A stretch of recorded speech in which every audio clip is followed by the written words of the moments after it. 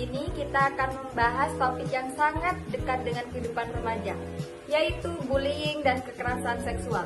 Bersama kita sudah hadir seorang mahasiswa Dr. Subandi yang akan menjelaskan dari sisi kesehatan dan pencegahannya. Halo, saya Ratna Octavia dari mahasiswa Universitas Dr. Subandi, program studi keperawatan. Pada kesempatan ini, saya akan berbagi edukasi mengenai bullying dan kekerasan seksual pada remaja, khususnya terkait dampak terhadap kesehatan fisik dan mental, serta upaya pencegahan yang dapat dilakukan dalam kehidupan sehari-hari. Sebenarnya apa sih yang dimaksud bullying dan kekerasan seksual pada remaja? Sebagai perawat, kami memandang bullying dan kekerasan seksual sebagai masalah kesehatan fisik, mental, dan sosial.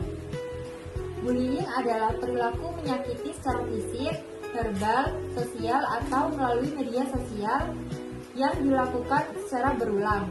Sedangkan kekerasan seksual tidak berupa kontak fisik, tetapi juga bisa berupa komentar, sentuhan tidak pantas, ancaman, atau pemaksaan.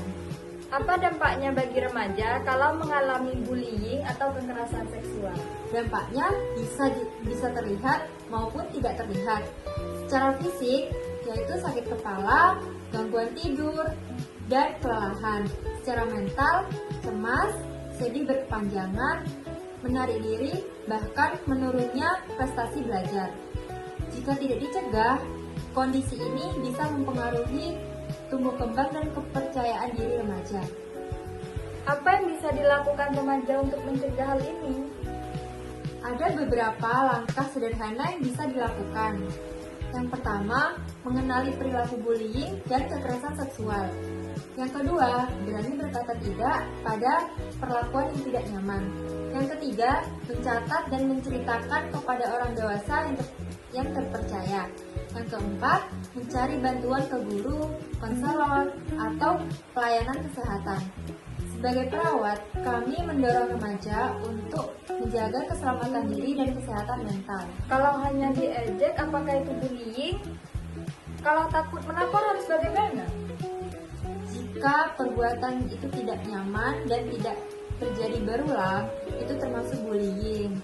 Melapor bukan berarti lemah, tapi bentuk menjaga kesehatan diri. Remaja berhak merasa aman, dihargai, dan sehat secara fisik maupun mental. Jika kamu atau temanmu mengalami kekerasan, jangan diam, cari bantuan. Nah, untuk kalian Sobat UDS, kami Universitas Dr. Subandi juga terdapat Satgas PPKS loh. Sebenarnya apa sih Satgas PPKS itu?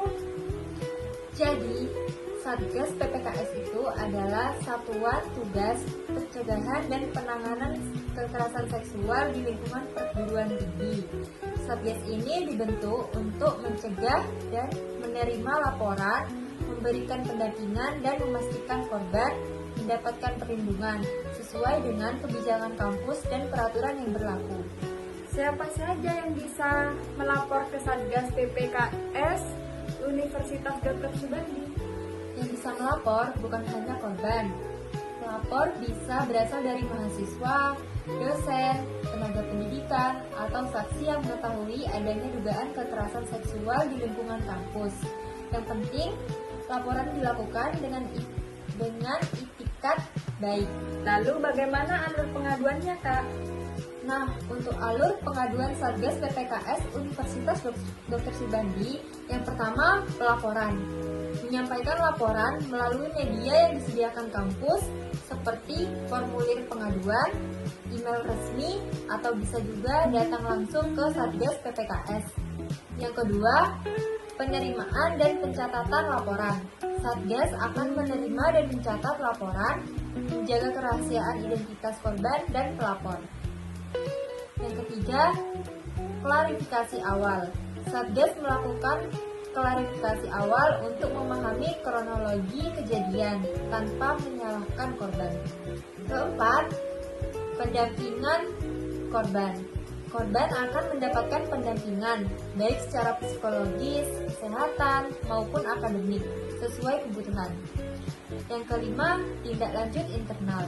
Satgas meneruskan hasil kajian kepada pihak universitas untuk penanganan sesuai kewenangan kampus. Nah, untuk yang keenam, rujukan bila diperlukan. Jika korban membutuhkan bantuan lanjutan, Satgas dapat merujuk ke layanan kesehatan, konselor, atau lembaga terkait.